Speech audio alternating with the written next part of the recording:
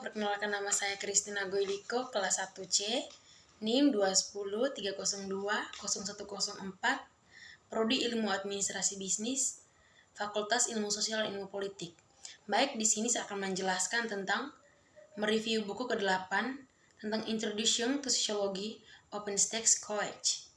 Bab 1 terbagi atas beberapa materi. Yang pertama, apa itu sosiologi? Sosiologi adalah studi sistematis tentang masyarakat dan interaksi sosial. Untuk melaksanakan studinya, sosiologi mengidentifikasi pola budaya dan kekuatan sosial dan menentukan bagaimana mereka mempengaruhi individu dan kelompok. Mereka juga mengembangkan cara untuk menerapkan temuan mereka di dunia nyata. Yang kedua, sejarah sosiologi. Sosiologi dikembangkan sebagai cara untuk mempelajari dan mencoba memahami perubahan masyarakat yang dibawa oleh revolusi industri pada abad ke-18 dan ke-19. Beberapa sosiologi paling awal berpikir bahwa masyarakat dan peran individu dalam masyarakat dapat dipelajari dengan menggunakan metode ilmiah yang sama yang digunakan dalam ilmu alam, sementara yang percaya bahwa tidak mungkin untuk memprediksi manusia, perilaku ilmiah, dan yang lain masih memperdebatkan nilai prediksi tersebut. Yang ketiga, perspektif teoritis. Sosiologi mengembangkan teori untuk menjelaskan peristiwa, sosial, interaksi, dan pola. Teori adalah ulasan penjelasan dari pola-pola tersebut. Teori memiliki skala yang berbeda. Teori tingkat makro, seperti struktural, fungsionalisme, dan teori konflik, mencoba menjelaskan bagaimana masyarakat beroperasi secara keseluruhan. Teori mikro, seperti interaksionisme simbolik, fokus pada interaksi antar individu. Yang keempat, mengapa belajar sosiologi? Mempelajari sosiologi bermanfaat baik bagi individu maupun bagi masyarakat. Dengan mempelajari orang-orang, sosiologi belajar bagaimana berpikir kritis tentang isu-isu sosial dan masalah yang dihadapi masyarakat kita. Studi tentang sosiologi memperkaya kehidupan siswa dan mempersiapkan mereka untuk karir di dunia yang semakin beragam. Masyarakat diuntungkan karena orang dengan pelatihan sosiologis lebih siap untuk membuat informasi keputusan tentang masalah sosial dan mengambil tindakan efektif untuk mengatasinya. Bab 2 terbagi atas beberapa materi. Yang pertama, pendekatan penelitian sosiologi. Dengan menggunakan metode ilmiah, seorang peneliti melakukan penelitian dalam 5 fase: mengajukan pertanyaan, meneliti sumber yang ada, merumuskan hipotesis, melakukan penelitian, dan menarik kesimpulan. Ilmiah metode ini berguna karena memberikan metode yang jelas untuk mengatur studi. Beberapa sosiolog melakukan penelitian melalui kerangka interpretatif daripada menggunakan metode ilmiah. Studi sosiologi ilmiah sering mengamati hubungan antar variabel. Yang kedua, metode penelitian. Penelitian sosiologi merupakan proses yang cukup kompleks. Ada banyak langkah dan banyak yang harus dipertimbangkan ketika mengumpulkan data tentang perilaku manusia, serta dalam menafsirkan dan menganalisis data untuk membentuk hasil yang konklusif. Sosiologi menggunakan ilmiah metode untuk alasan yang baik. Metode ilmiah menyediakan sistem organisasi dan membantu penelitian merencanakan dan melakukan penelitian sambil memastikan bahwa data dan hasil dapat diandalkan, valid, dan objektif. Bab 3 terbagi atas beberapa materi. Yang pertama, apa itu budaya? Meskipun masyarakat dan budaya sering digunakan secara bergantian, mereka memiliki arti yang berbeda. Masyarakat adalah sekelompok orang yang berbagai komunitas dan budaya. Budaya umumnya menggambarkan perilaku bersama dan kepercayaan orang-orang dan termasuk elemen material dan non-material. Yang kedua, elemen kebudayaan. Sebuah kebudayaan terdiri dari banyak elemen seperti nilai-nilai dan kepercayaan masyarakat. Budaya juga diatur oleh norma-norma termasuk hukum, adat istiadat, dan adat. Lambang dan bahasa suatu masyarakat adalah kunci untuk mengembangkan dan menyampaikan budaya. Yang ketiga, budaya pop, subkultur, dan perubahan budaya. Sosiologi mengenali budaya tinggi dan budaya populer dalam masyarakat. Masyarakat juga terdiri dari banyak subkultur, kelompok kecil yang berbagai identitas. Budaya tandingan menolak nilai-nilai arus utama dan menciptakan aturan dan norma budaya mereka sendiri. Melalui penemuan budaya berkembang melalui ide dan cara berpikir baru. Banyak budaya modern, landasan inovasi adalah teknologi, pertumbuhan yang cepat yang dapat menyebabkan ketertinggalan budaya. Yang keempat, perspektif teoritis tentang budaya. Ada 3 pendekatan teoritis. Yang pertama, seorang fungsionalis perspektif mengakui bahwa ada banyak bagian budaya yang bekerja sama sebagai suatu sistem untuk memenuhi kebutuhan masyarakat. Para fungsionalis memandang budaya sebagai cerminan nilai-nilai masyarakat. Ahli teori konflik melihat budaya sebagai inheren tidak setara berdasarkan faktor-faktor seperti jenis kelamin, kelas, dan ras dan usia. Seorang interaksionis adalah terutama tertarik pada budaya seperti yang dialami dalam interaksi sehari-hari di antara individu yang simbol yang membentuk budaya. Bab 4 terbagi atas beberapa materi. Yang pertama, jenis masyarakat. Masyarakat diklasifikasikan menurut perkembangan dan penggunaan teknologinya. Sebagian besar manusia, sejarah, orang hidup dalam masyarakat para industri yang ditandai dengan teknologi terbatas dan produksi rendah barang-barang. Setelah revolusi industri, banyak masyarakat mendasarkan ekonomi mereka di sekitar mekanis tenaga kerja yang mengarah ke keuntungan yang lebih besar dan kecenderungan mobilitas sosial yang lebih besar. Yang kedua, perspektif teoritis tentang masyarakat.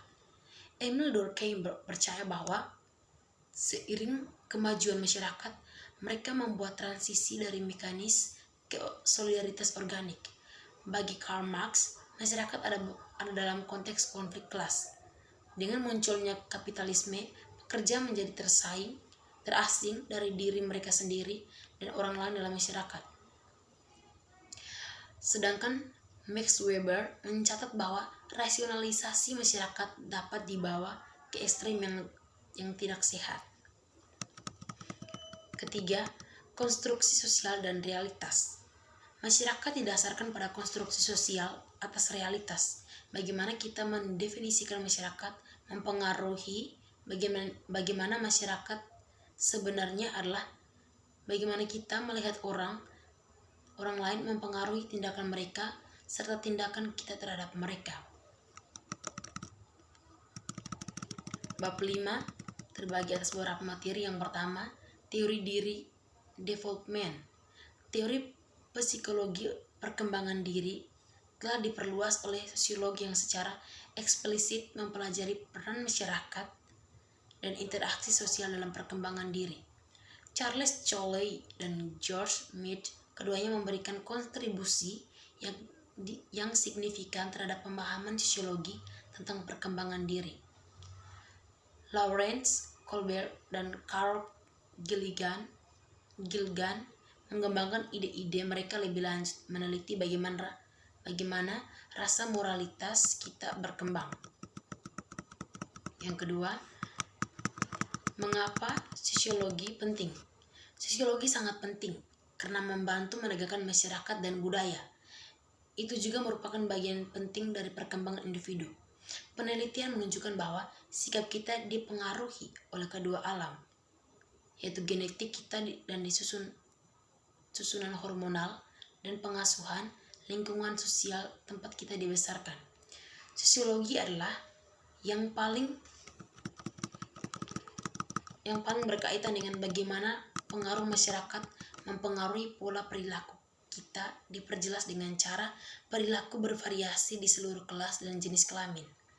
Ketiga, agen sosialisasi. Interaksi langsung kita dengan kelompok sosial seperti keluarga dan teman sebaya mengajari kita bagaimana orang lain mengharapkan kita berperilaku baik. Demikian pula lembaga formal dan informal, masyarakat mensosialisasikan penduduknya, sekolah, tempat kerja, dan media komunikasi, dan memperkuat norma dan nilai budaya. Yang keempat, sosialisasi lintas kehidupan. Sosialisasi adalah proses seumur hidup yang berulang saat kita memasuki fase kehidupan baru, seperti dewasa atau senior usia. Rasionalisasi adalah proses yang menghilangkan sosialisasi yang telah kita kembangkan dari waktu ke waktu dan menggantikannya dengan aturan dan peran yang baru dipelajari. Bab 6 terbagi atas beberapa materi. Yang pertama, jenis grup. Kelompok sebagian besar menentukan bagaimana kita berpikir tentang diri kita sendiri. Ada dua jenis utama kelompok, primer dan sekunder. Kelompok utama adalah kelompok yang kompleks dan berjangka panjang. Orang yang menggunakan grup sebagai standar pertandingan untuk mendefinisikan diri mereka sendiri, baik siapa mereka dan siapa mereka. Kadang-kadang kelompok dapat digunakan untuk mengecualikan orang atau sebagai alat yang memperkuat prasangka. Yang kedua, ukuran dan struktur grup. Ukuran dan dinamika kelompok sangat mempengaruhi bagaimana anggota bertindak. Kelompok primer jarang memiliki formal pimpinan, meskipun bisa ada kepemimpinan informal. Dalam kelompok sekunder, ada dua jenis fungsi kepemimpinan, dengan pemimpin ekspresif yang berfokus pada kesehatan dan kesejahteraan emosional, dan pimpinan instrumental lebih fokus pada hasil. Yang ketiga, organisasi formal. Organisasi besar terdiri dalam 3 kategori utama: normatif atau sukarela, koersif, dan utilitarian. Kita hidup di masa kontradiksi, sementara laju perubahan dan teknologi menuntut orang untuk menjadi lebih gesit dan kurang birokratif dalam berpikir. Birokrasi besar seperti rumah sakit, sekolah, dan pemerintah lebih terhambat dari sebelumnya oleh format organisasi mereka. Bab 7 terbagi atas beberapa materi. Yang pertama, penyimpangan dan kontrol. Penyimpangan adalah pelanggaran norma. Apakah sesuatu itu menyimpang atau tidak tergantung pada kontekstual, definisi, situasi, dan tanggapan orang terhadap perilaku tersebut. Masyarakat berusaha membatasi penyimpangan melalui penggunaan sanksi yang membantu memelihara sistem kontrol sosial. Yang kedua, perspektif teoritis tentang penyimpangan. 3 paradigma sosiologi utama menawarkan penjelasan yang berbeda untuk motivasi di balik penyimpangan dan kejahatan. Fungsionalis menunjukkan bahwa penyimpangan adalah kebutuhan sosial karena memperkuat norma-norma dengan mengingatkan orang tentang konsekuensi dari melanggar mereka. Melanggar norma dapat membuka mata masyarakat untuk ketidakadilan dalam sistem. Yang ketujuh, kejahatan dan hukum. Kejahatan ditetapkan oleh kode hukum dan ditegaskan oleh sistem peradilan pidana. Di Amerika Serikat ada 3 cabang sistem peradilan: polisi, pengendalian, dan pemasyarakatan. Meskipun tingkat kejahatan meningkat sepanjang sebagian besar abad ke-20, mereka sekarang menurun. Bab 8 terbagi atas beberapa materi. Yang pertama, teknologi saat ini. Teknologi adalah penerapan ilmu pengetahuan untuk mengatasi masalah kehidupan sehari-hari. Langkah lebih cepat dari kemajuan teknologi berarti kemajuan itu terus-menerus, tetapi tidak semua orang memiliki kesetaraan mengakses. Kesenjangan yang diciptakan oleh akses yang tidak setara disebut kesenjangan digital. Kesenjangan pengetahuan mengacu pada efek kesenjangan digital, yaitu kurangnya pengetahuan atau informasi yang membuat mereka yang tidak terpapar teknologi dari memperoleh keterampilan yang dapat dipasarkan. Yang kedua, media dan teknologi dalam masyarakat. Media dan teknologi telah terjalin sejak awal komunikasi manusia. NS, mesin cetak, telegram, dan internet adalah contoh persimpangan mereka. Media massa memiliki kemungkinan lebih banyak pengalaman sosial yang dibagikan, tetapi media baru sekarang menciptakan jumlah yang tampaknya tak ada habisnya airtime untuk setiap suara yang ingin didengar. Yang ketiga, implikasi global. Teknologi mendorong globalisasi, tetapi apa artinya itu sulit untuk diuraikan. Sementara beberapa ekonom lihat kemajuan teknologi yang mengarah ke lapangan permainan yang lebih setara, di mana siapa saja dapat menjadi pesaing global. Kenyataan adalah bahwa peluang masih mengelompokkan ke wilayah yang secara geografis diuntungkan. Tetapi difusi teknologi telah menyebabkan penyebaran semakin banyak teknologi lintas ke dalam negara-negara periferal dan semi-periferal. Yang keempat, perspektif teoritis tentang media dan teknologi. Ada banyak sekali teori tentang bagaimana masyarakat, teknologi, dan media akan berkembang. Fungsionalisme melihat kontribusi yang diberikan teknologi dan media untuk stabilitas masyarakat, dari memfasilitasi waktu luang, waktu untuk meningkatkan produktivitas.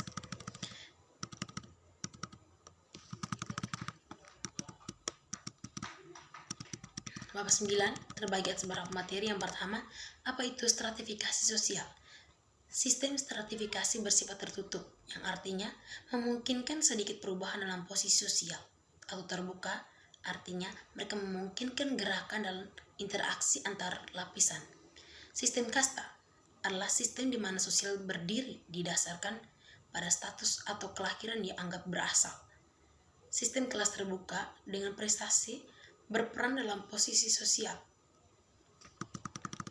Orang-orang jatuh ke dalam kelas berdasarkan faktor-faktor seperti kekayaan, pendapatan, pendidikan, dan pekerjaan. Meritokrasi adalah sistem stratifikasi sosial yang menganugerahkan kedudukan berdasarkan nilai pribadi, usaha yang bermanfaat. Yang kedua, stratifikasi sosial dan mobilitas di Amerika Serikat. Ada 3 kelas utama di Amerika Serikat. Yang pertama, kelas atas, kelas menengah, dan kelas bawah. Mobilitas sosial menggambarkan pergeseran dari satu kelas sosial ke kelas sosial lainnya. Ciri-ciri kelas juga disebut penanda kelas adalah tipikal perilaku, adat istiadat, dan norma yang mengidentifikasikan setiap kelas. Yang ketiga, stratifikasi dan ketimpangan global. Stratifikasi global membandingkan kekayaan, stabilitas ekonomi, sosial, dan kekuatan negara secara keseluruhan. Dengan membandingkan pendapatan dan produktivitas antar negara, penelitian dapat lebih mengidentifikasi global ketidaksetaraan. Yang keempat, perspektif teoritis tentang stratifikasi sosial. Stratifikasi sosial dapat diperiksa dari perspektif sosiologi yang berbeda, fungsionalisme, konflik teori, dan interaksionisme simbolik. Perspektif fungsionalisme menyatakan bahwa sistem ada dalam masyarakat untuk alasan yang baik. Para ahli teori konflik mengamati bahwa stratifikasi mendorong ketidaksetaraan, seperti antara orang kaya, pemilik bisnis, dan pekerja miskin. Interaksionis simbolik memeriksa stratifikasi dan tingkat mikro perspektif. Bab 10 terbagi atas beberapa materi. Yang pertama, global stratifikasi dan classification. Stratifikasi mengacu pada kesenjangan sumber daya baik antara negara maupun di dalam negara. Sementara ekonomi, kesetaraan menjadi perhatian besar, begitu juga kesetaraan sosial seperti diskriminasi yang berasal dari ras, etnis, jenis kelamin, agama, atau orientasi seksual. Sementara ketidaksetaraan global bukan hal baru. Beberapa faktor membuat itu lebih relevan dari sebelumnya, seperti pasar global dan kecepatan berbagi informasi. Yang kedua, kekayaan dan kemiskinan global. Kita melihat orang miskin di dunia. Pertama-tama, kita harus mendefinisikan perbedaan antara kemiskinan relatif, kemiskinan absolut, dan kemiskinan subjektif. Sementara mereka yang relatif miskin mungkin tidak memiliki cukup uang untuk hidup pada standar hidup negara mereka. Mereka yang berada dalam kemiskinan absolut tidak memiliki atau hampir tidak memiliki dasar kebutuhan seperti makanan. Kemiskinan subjektif lebih berkaitan dengan persepsi seseorang tentang situasinya. Amerika Utara dan Eropa adalah rumah bagi lebih sedikit orang miskin di dunia daripada Afrika yang memiliki paling miskin negara, atau Asia yang memiliki beberapa besar orang yang hidup dalam kemiskinan. Yang ketiga, perspektif teoritis tentang stratifikasi global. Teori modernisasi dan teori ketergantungan adalah dua lensa yang paling umum digunakan sosiologi ketika melihat masalah ketidaksetaraan global. Teori modernisasi berpendapat bahwa negara-negara melalui tahap revolusi dan industrialisasi dan peningkatan teknologi adalah kunci untuk maju pergerakan. Bab 11 terbagi atas beberapa materi. Yang pertama, kelompok ras, etnis, dan minoritas. Ras pada dasarnya adalah konstruksi sosial. Etnisitas adalah istilah yang menggambarkan budaya dan kebangsaan dalam kebangsaan bersama. Kelompok minoritas ditentukan oleh kurangnya kekuasaan mereka. Yang kedua, stereotip, prasangka, dan diskriminasi. Stereotip adalah ide yang terlalu disederhanakan tentang sekelompok orang. Prasangka mengacu pada pikiran dan perasaan, sedangkan diskriminasi mengacu pada ketindakan atau kekerasan. Rasisme mengacu pada keyakinan bahwa satu ras secara inheren lebih unggul atau kalah dengan ras lain. Yang ketiga, teori ras dan etnis. Pandangan fungsionalisme tentang ras mempelajari peran yang dimainkan oleh kelompok dominan dan subordinat untuk menciptakan lingkungan sosial yang stabil struktural. Yang keempat, hubungan antar kelompok. Hubungan antar kelompok berkisar dari pendekatan pluralisme yang toleran hingga intoleransi yang parah secara genosida. Dalam pluralisme, kelompok mempertahankan identitas mereka sendiri. Dalam asimilasi, kelompok menyesuaikan diri dengan identitas kelompok dominan. Dalam amalgamsi, kelompok bergabung membentuk identitas kelompok baru. Yang kelima, ras dan etnis di Amerika Serikat. Sejarah orang-orang Amerika mengandung berbagai pengalaman yang tak terbatas yang sosiolog memahami mengikuti pola. Dari masyarakat adat yang pertama kali mendiami tanah ini hingga gelombang imigran selama 500 tahun terakhir. Migrasi adalah pengalaman dengan banyak karakteristik bersama. Bab 12 terbagi atas beberapa materi. Yang pertama, perbedaan antara jenis kelamin dan gender. Istilah seks dan gender mengacu pada dua mengidentifikasi yang berbeda.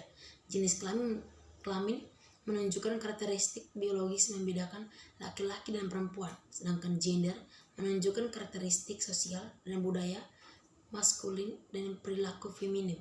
Seks dan gender tidak selalu sinkron. Individu yang sangat mengidentifikasi dengan lawan jenis dianggap transgender. Yang kedua, jenis kelamin.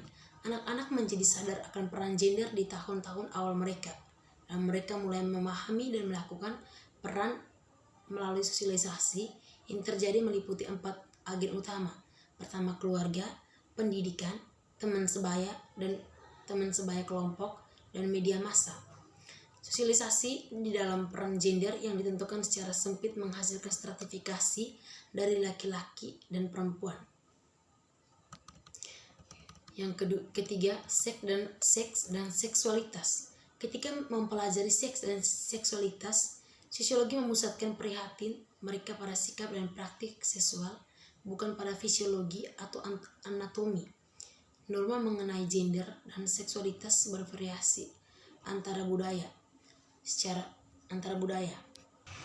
Bab 13 terbagi atas beberapa materi. Yang pertama, siapa lansia itu atau penuaan di masyarakat.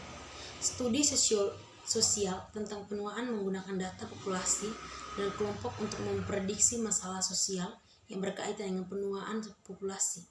Di Amerika Serikat, populasinya semakin tua, yang disebut Graying of America, terutama karena segmen baby boomer. Studi global tentang penuaan mengungkapkan perbedaan dalam hidup harapan antara negara-negara inti dan perifer, serta perbedaan dalam kesiapsiagaan negara untuk tantangan peningkatan populasi lanjut usia. Yang kedua, proses penuaan. Usia tua mempengaruhi setiap aspek kehidupan manusia seperti biologis, sosial, dan psikologis. Meskipun medis teknologi telah memperpanjang harapan hidup, tidak dapat menghapus penuaan dan kematian. Yang ketiga, tantangan yang dihadapi lansia. Ketika orang memasuki usia tua, mereka menghadapi tantangan ageisme yang melibatkan stereotip dan diskriminasi terhadap orang tua, menyebabkan kesalahpahaman tentang kemampuan mereka. Yang keempat, perspektif teoritis tentang penuaan. 3 perspektif sosiologi utama menginformasikan teori penuaan. Teori dalam fungsionalis, perspektif fungsi pada peran orang tua dalam hal fungsi masyarakat secara keseluruhan. Teori dalam perspektif konflik berkonsentrasi pada bagaimana para tertua sebagai sebuah kelompok bertentangan dengan kelompok lain dalam masyarakat. Dalam teori ini berfokus pada bagaimana identitas orang tua diciptakan melalui interaksi mereka. Bab 14 terbagi atas beberapa materi. Yang pertama, apa itu pernikahan?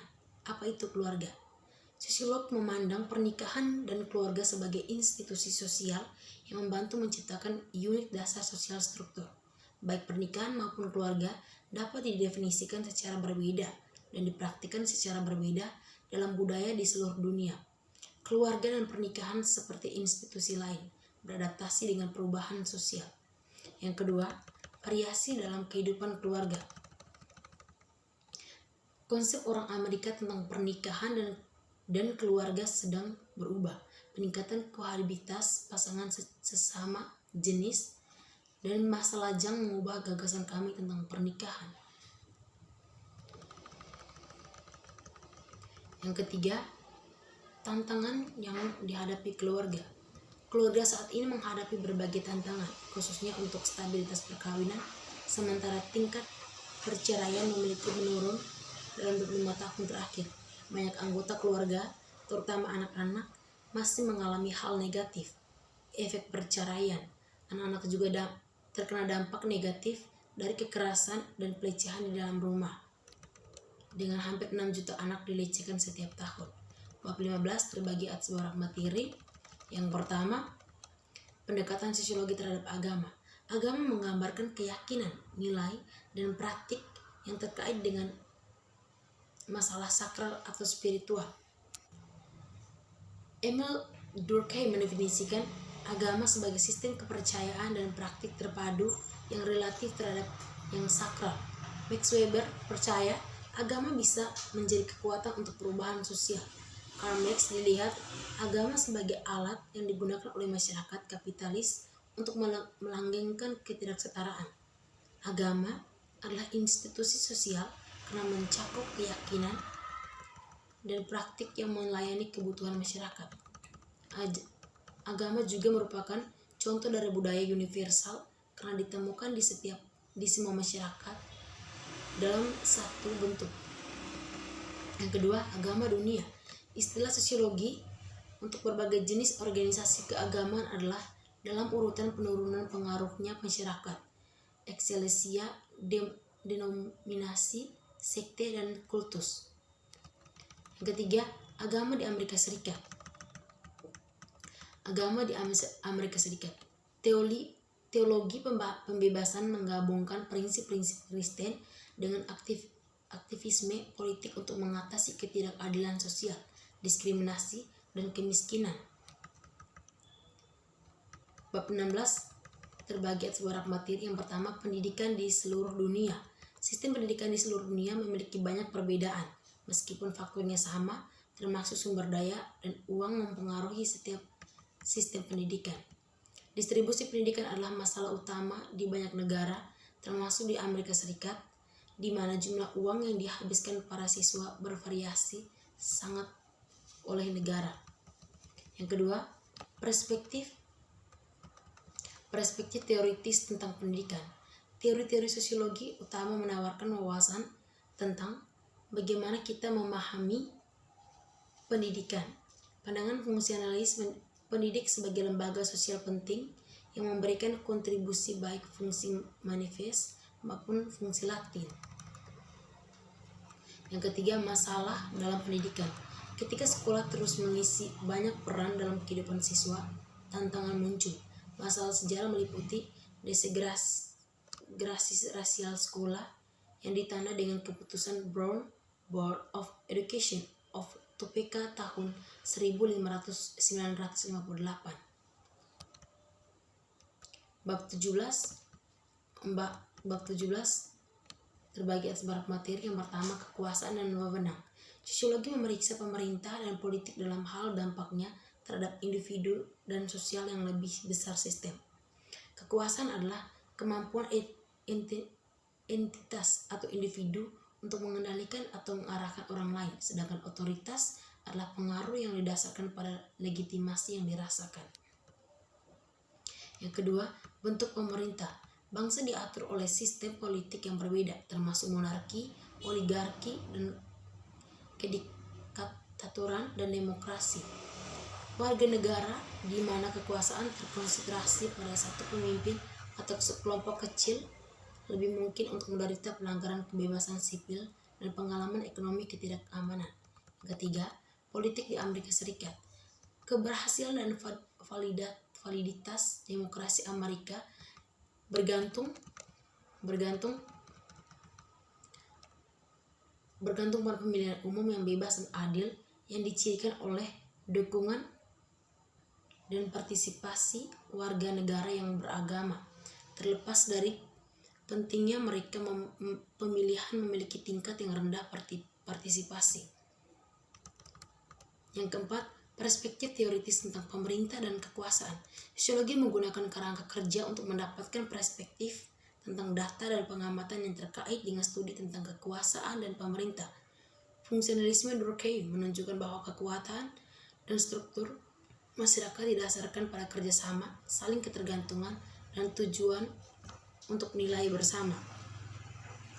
Bab 18 terbagi atas beberapa materi. Yang pertama, sistem ekonomi. Ekonomi mengacu pada lembaga sosial di mana sumber daya masyarakat atau barang dan jasa berada dikelola. Revolusi pertanian menyebabkan perkembangan ekonomi pertama yang didasarkan pada barang dagangan. Yang kedua, globalisasi dan ekonomi. Globalisasi mengacu pada proses mengintegrasikan pemerintah, budaya, dan pasar keuangan melalui perdagangan internasional menjadi satu pasar dunia.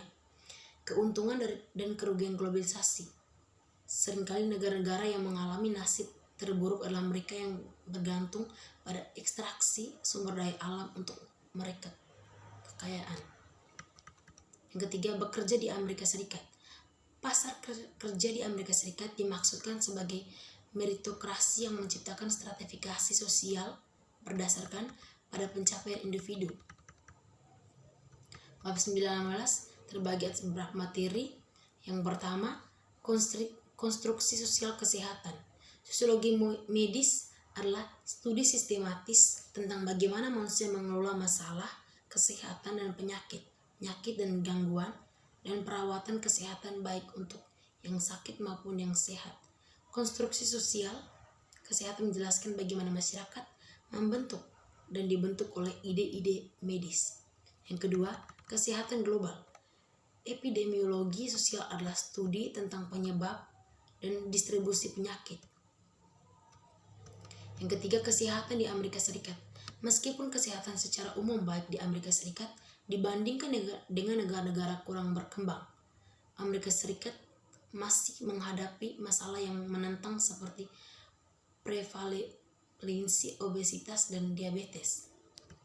Yang keempat, perbandingan kesehatan dan kedokteran. Ada perbedaan struktural yang luas di antara sistem perawatan kesehatan di berbagai negara. Perbedaan tersebut termasuk perawatan kesehatan yang didanai publik, perawatan kesehatan yang didanai swasta, dan kombinasinya. Yang kelima, perspektif teoritis tentang kesehatan dan kedokteran. Sementara perspektif fungsionalisme melihat bagaimana kesehatan dan penyakit masuk dalam masyarakat yang berfungsi penuh, perspektif konflik berkaitan dengan bagaimana kesehatan dan penyakit masuk ke dalam kekuatan oposisi di masyarakat. Bab 20 menjelaskan tentang demografi dan populasi. Para sarjana memahami demografi melalui berbagai analisis. Malthus, pertumbuhan populasi nol, teori kornukopian, dan teori transisi demografi, semuanya membantu sosiologi mempelajari demografi. Populasi manusia di bumi berkembang pesat, terutama di negara-negara pinggiran. Faktor yang mempengaruhi penduduk meliputi angka kelahiran, angka kematian, dan migrasi, termasuk imigrasi dan emigrasi. Yang kedua, urbanisasi. Kota memberikan banyak peluang bagi penduduknya dan menawarkan manfaat yang signifikan, termasuk akses untuk barang untuk berbagai kesepakatan kerja. Yang ketiga, lingkungan dan masyarakat. Bidang sosiologi lingkungan tumbuh sebagai pola cuaca ekstrim dan kekhawatiran atas iklim perubahan meningkat. Aktivitas manusia menyebabkan pencemaran tanah, air, dan udara, membahayakan kesehatan di seluruh dunia, termasuk rantai makanan. Sementara semua orang berisiko, lingkungan dan negara miskin dan kurang beruntung menanggung beban polusi planet yang lebih besar, suatu dinamika yang dikenal sebagai rasisme lingkungan. Bab 21 terbagi atas perilaku kolektif. Perilaku kolektif adalah aktivitas yang tidak dilembagakan di mana beberapa orang secara sukarela terlibat. Yang kedua, gerakan sosial. Gerakan sosial adalah kelompok yang bertujuan untuk terorganisir, baik dengan tujuan mendorong perubahan, memberikan suara politik kepada mereka yang tidak memilikinya, atau berkumpul untuk tujuan bersama. Yang ketiga, perubahan sosial. Ada banyak dan beragam penyebab perubahan sosial. Empatnya yaitu secara ilmuwan adalah teknologi, institusi sosial, kependudukan, dan lingkungan. Keempat bidang ini dapat mempengaruhi kapan dan bagaimana masyarakat berubah. Perubahan di suatu bidang dapat menyebabkan untuk perubahan di seluruh. Modernisasi adalah hasil khas dari perubahan sosial. Modernisasi mengacu pada proses peningkatan diferensiasi dan spesialisasi dalam suatu masyarakat, khususnya di sekitar industrinya dan infrastruktur. Sekian dan terima kasih.